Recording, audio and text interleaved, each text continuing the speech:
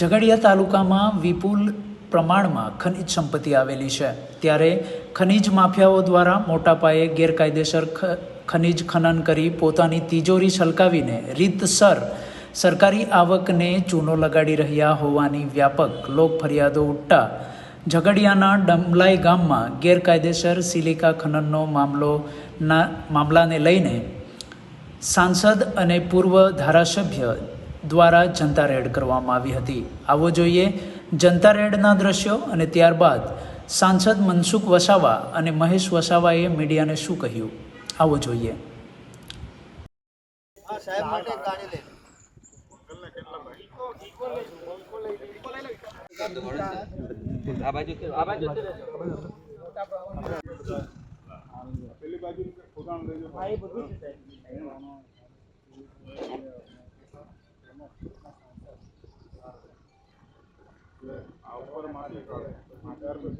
જનતા રેડમાં આવ્યા છે,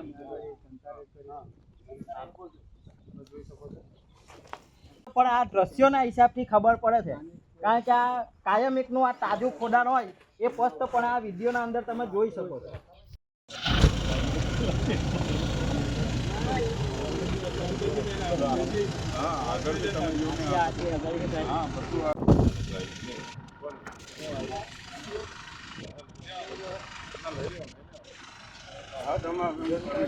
અમે જનતા રેડ સિલિકાની જે ચોરી થઈ છે ડમલાઈ ખાતે ઝઘડિયા તાલુકાની અંદર અમને જ્યારે માહિતી આપવામાં આવી, એક જાગૃત નાગરિક તરીકે એક ડમલાઈના એક માણસે આપી અને પોતાનું નામ નથી આપ્યું, પણ એમને વિડીયો અને અમને અપલોડ કર્યા અને મેં રાતે ને રાતે માન્ય આપણા સાંસદ સભ્ય શ્રી એમણે મારા સોશિયલ મીડિયાથી એમને મેં લખીને મોકલ્યો, વિડીયો મોકલ્યા ને એમને તરત પછી ટ્વીટ કરીને એમણે અધિકારીઓને જાણ કરી, છતાં બી આજ દિન સુધી અધિકારીઓ આ સ્થળ પર આવ્યા નથી। અમે ફરી પાછું લખવું પડ્યું, કલેક્ટરશ્રીને અમારો પત્ર લખવો પડ્યો કે અધિકારી પ્રાંત અધિકારીને અમે જાણ કરી, છતાં એમણે અમારો સોશિયલ મીડિયાનો જે અમે સોશિયલ કરેલું એ પણ એને રિસીવ નથી કર્યું।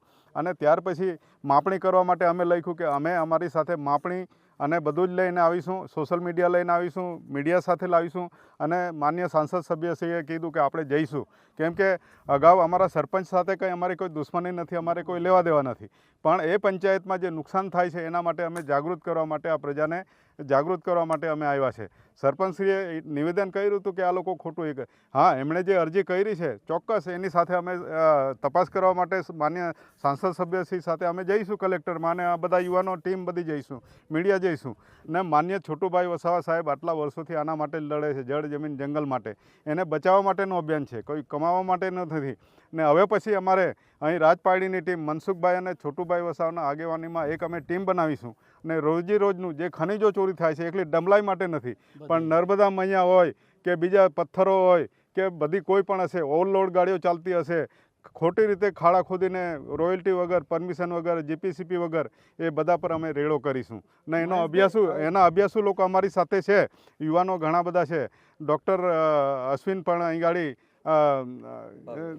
ભાવિનભાઈ એ પણ લડે છે, સાથે સાથે અમારી સાથે ઘણા પડિયાર છે, બીજા વૈભવ ભાવ છે, બધા જ અમે સાથે લડીશું। અને આ બધી ટીમ જે છે આજે જે અમારી સાથે હિંમત રાખીને બધા આવ્યા છે એમને પણ ધન્યવાદ અને ચોક્કસ આના માટે અમે ચોક્કસ રેડો પાડીને આને બંધ કરવાની કોશિશ કરીશું। ગેરકાયદેસર કોઈનો અમે કાયદેસર રોકવા પણ નથી માંગતા, એને રોજગારી પણ છીનવવા નથી માંગતા, પણ કાયદેસર થવું જોઈએ ને બને ત્યાં સુધી સ્થાનિક લોકોને આનો ફાયદો થાય, સ્થાનિક ટ્રકોવાળાને ફાયદો થાય, સ્થાનિક લોકો પંચાયત, હું તો કેમ આવી ખાણો પંચાયતને અંદર બનાવી અને મંજૂરી મેળવીને પંચાયત પોતે કમાઈને ગામના લોકોનો વિકાસ થાય એવી અમે ઈચ્છા રાખીએ છીએ। તો એટલે અમે ટ્રકોના એના માટે રોજગાર હોવું જોઈએ, ડ્રાઈવરો માટે રોજગાર હોવું જોઈએ અને એના સ્થાનિક લોકો માટે રોજગારી હોય, તો એટલા માટે આ જે ગેરકાયદેસર ખોદ્યું છે એના માટે અમે આજે માન્ય સાંસદ સભ્યશ્રી અને છોટુભાઈ વસાવા એમની નેજા હેઠળ અમે આજે આ જનતા રેડ કરી છે ને તમે આજે સૌ અમને સહકાર આપ્યો એ બદલ આભાર। મહેશભાઈ, જૂનાપોરા તેમજ ઇન્દોર ગામે જે બંધ કરેલો હતો ગ્રામજનોએ રસ્તો, તે ફરીથી આ ખનિજ માફિયાઓ દ્વારા ખોદી અને ફરીથી ચાલુ કરવામાં આવે છે, શું કહેશો? ખનિજ માફિયાઓ વાળે ઘડીએ અંદર ફોડીને, દાખલા તરીકે ઘણા આગેવાનોને ફોડી કાઢે, મારે કોઈ વ્યક્તિગત કોઈ આગેવાન પર આક્ષેપ નથી, પણ આ ખનિજ વર્ષોથી ચોરી થતું આવ્યું છે અને કરે છે આ લોકો, કેમ કે ઘણા લાલચુ લોકો પણ હોય, પણ એમાં સાથે ઘણા લોકો પોતાને નિષ્ઠાવાન બી હોય અને પોતે લડતા હોય, પણ ઘણી વખત એનો અવાજ દબાવી દેવામાં આવે છે. મેં તમને કીધું ને, એક જાગૃત નાગરિક તરીકે મને આજે 4 દિવસથી કોન્ટેક્ટમાં હતા. કાલે છેલ્લે કીધું એક માણસનો મારી પર ફોન આવ્યો, સાહેબ એ મારો આજે 2 દિવસથી કાલથી ફોન નથી ઉચકતો. એટલે તમે જોઈ લો કેટલું બધું દબાણ હશે. અત્યારે આ ગાડીઓ નહીં આવે એના માટે તમે જોઈ લો આ બધું પાણી છોડી મૂક્યું છે આખા વિસ્તારોમાં અહીં ગાડી, બરાબર. અમે માન્ય સાંસદ જોડે આ કોતેડે આ બધે ચાલીને બધા અમારા આગેવાનો આવ્યા છે અને એ આપ તમે તમારા કેમેરામાં કેદ થયા છે. એટલે જોઈ લો કે જે ભૂમિ માફિયાઓ છે એ કેટલા ખતરનાક હોઈ શકે. ભરૂચ જિલ્લાના ઝઘડિયા તાલુકાના રાજપાડી પાસે દમલાઈ ગામમાં કેટલાક ભૂમાફિયાઓએ સિલિકા કાઢવાનું મોટું કૌભાંડની શરૂઆત કરી. એ માહિતી ઝઘડિયાના આગેવાન અને ડેડિયાપાડાના પૂર્વ ધારાસભ્ય શ્રી મહેશભાઈ વસાવા અને મને મળી. તમે બંને લોકોએ આ જે ઘટના છે, જે મોટું કૌભાંડ છે, એને બહાર લાવવા માટે પ્રયત્નો કર્યા. એમને પણ એમના સોશિયલ મીડિયા એમના ગ્રુપમાં મૂક્યું, મેં પણ મારી પોસ્ટ મૂકી. આને લઈને કેટલાક આની સાથે જોડાયેલા લોકો અમને ખોટા પાડવા માટેના પ્રયાસો કર્યા છે. તો અમે સાચા છે એ સાબિત કરવા માટે આજે પ્રત્યક્ષ વિસ્તારના આગેવાનો સાથે અમે આવ્યા છે. આપ બધા જોઈ શકો છો, મીડિયાના મિત્રો પણ, અને બીજા લોકોને ન દેખાતો હોય અધિકારીનો એ પણ આવીને જોઈ શકે છે. ઓફિસમાં બેઠા બેઠા નહીં જોઈ ભાઈ, અહીંયા સ્થળ પર આવ્યા. જેમ માનનીય મહેશભાઈ વસાવાને હું પોતે અહીંયા આવ્યા એ રીતના બધા, અને મારી સાથેની ટીમ બધા લોકો આવ્યા, એ રીતના અધિકારીઓ પણ આવ્યા, આની સાથે જોડાયેલા અધિકારી. અને મારો હજુ પણ સ્પષ્ટ આક્ષેપ છે, મારા ગ્રુપમાં તો મેં વાત મૂકી જ છે, મારો સ્પષ્ટ આક્ષેપ છે આ જે પ્રકારે જે આ ખનિજ ચોરી થાય છે એમાં પ્રથમ જવાબદાર એ વિસ્તારની પંચાયત જવાબદાર છે, બીજા વિસ્તાર એના મામલતદાર જવાબદાર છે, ટીડીઓ જવાબદાર છે, પ્રાંત અધિકારી જવાબદાર અને પોલીસ પણ જવાબદાર છે. આ બધા જ લોકોની મિલીભગતથી આ પ્રકારની ભૂમાફિયાઓ આ પ્રકારની સિલિકાનું મોટું કૌભાંડ, કરોડો રૂપિયાનું ગેરકાયદેસર કાયદેસર ધંધો કરતા હોય એમને કોઈ વાંધો નથી, રોજગારી મેળવતા હોય એની સાથે કોઈ વાંધો નથી, પણ સ્થાનિક લોકોને રોજગારી મળી જોઈએ. બહારના લોકો આવીને આ પ્રકારનો ધંધો કરે કોઈ પણ સંજોગોમાં અમે ચલાવી લેવા માંગવાના નથી, માગતા નથી.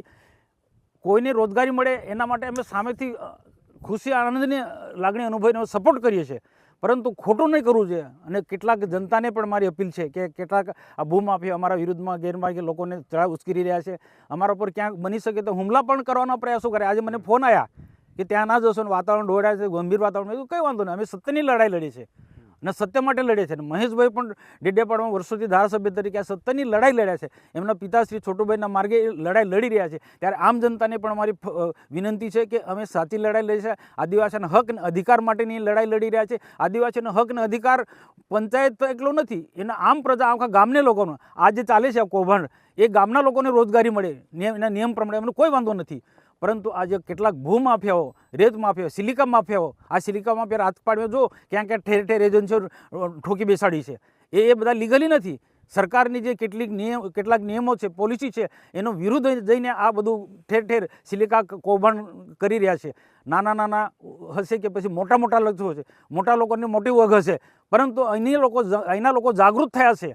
ગમે એટલી વગવાળા હશે, ગમે એટલા પૈસાદાર હશે, પણ અમારા આગળ આ લોકો ટકી નથી શકવાના. અમે આ ફક્ત દમલાઈ ગામ પૂરતું નથી, અમારી લડાઈ ગામે ગામ જ્યાં આ રીતના ગેરકાયદેસર રીતના ખાણ ખનીજમાં ચોરી થતી હશે, રેતી કૌભાંડમાં ચોરી થતી હશે, કે સિલિકાનું કૌભાંડ થતું હશે ગેરકાયદેસર, તે બધા ગામોમાં જઈશું અને જનતાને જાગૃત કરીશું અને ગેરમાર્ગે દોરાશે એમને કહીશું ભાઈ આ લડાઈ તમારા સ્થાનિક લોકો માટે છે, સ્થાનિક ગામના આદિવાસી યુવાનો માટે લડાઈ છે, અને તમે આ ધંધો તમે કરો, બીજાને સપોર્ટ ના કરો. અને એક બે કદાચ ભણેલા ગણેલા યુવાન કોઈક લાલચમાં આવીને આવા લોકોને સપોર્ટ કરે એ વ્યાજબી નથી.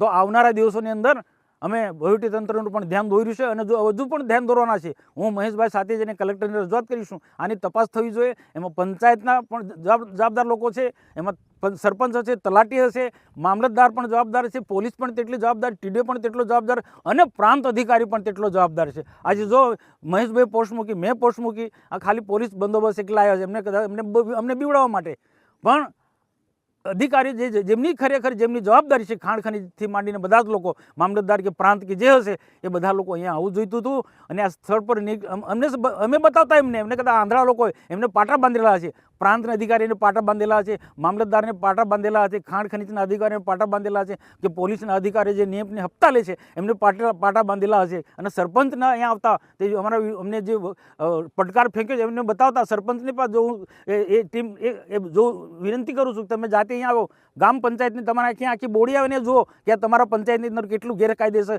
થઈ રહ્યું છે. અમારી લડાઈ સત્યની લડાઈ છે. વર્ષોથી છોટુભાઈ આ હકના અધિકાર માટે લડી રહ્યા છે. હકના અધિકાર માટે કે આદિવાસી કેટલાક લોકોનો એનો હાથો બનીને આ પ્રકારના ધંધા કરે. તો સરપંચનું એવું કેવું કે તમે એમની છબી ખરાબ કરો છો. તો અહીંયા એમને જોઈએ, સરપંચ આવીને જોઈએ, તલાટી આવીને જોઈએ, મામલતદાર આવીને જોઈએ, પ્રાંત આવીને જોઈએ. એ તો બિચારા શું કરે સરપંચ? આ મોટા અધિકારીએ કીધું હશે કે તમે એ બોલી ના શકે અધિકારી, એટલે સરપંચને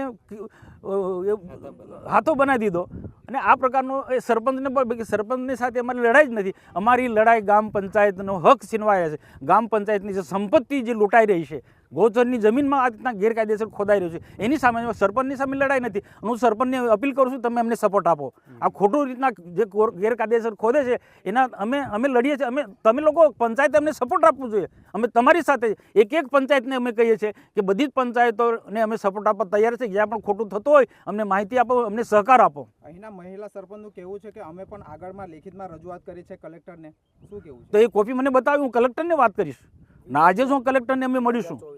આજે અમે કર્યું ભાઈ સરપંચે અરજી આપી હતી, તેનું કેમ તમે તપાસ કરી નથી? સરપંચની અરજીના આધારે પણ તપાસ કરવી જોઈતી હતી. ના, કલેક્ટર સાહેબને અમે ચોક્કસ નવા સાહેબ આવ્યા છે, એમને આખી સ્થિતિનો ખ્યાલ નથી, પણ પ્રાંત અધિકારી, મામલતદાર, ખાણ ખનીજ, પોલીસના લોકોને આ બધું ખબર છે. જીઓલોજિસ્ટ, આ બધા જ લોકોને ખબર છે. ડિસિઝન ન્યૂઝના બીજા વિડીયો જોવા માટે ચેનલ સબસ્ક્રાઇબ કરો અને બેલ આઇકન બટન પર જઈ ક્લિક કરો. સ્વતંત્ર અને આઝાદ પત્રકારત્વની મદદ કરવા નીચે આપેલા થેન્ક્સ બટન પર જઈ ક્લિક કરો. મદદની કિંમત નિશ્ચિત કરો અને ડિસિઝન ન્યૂઝની આ સફરમાં અમારા સાથી બનો.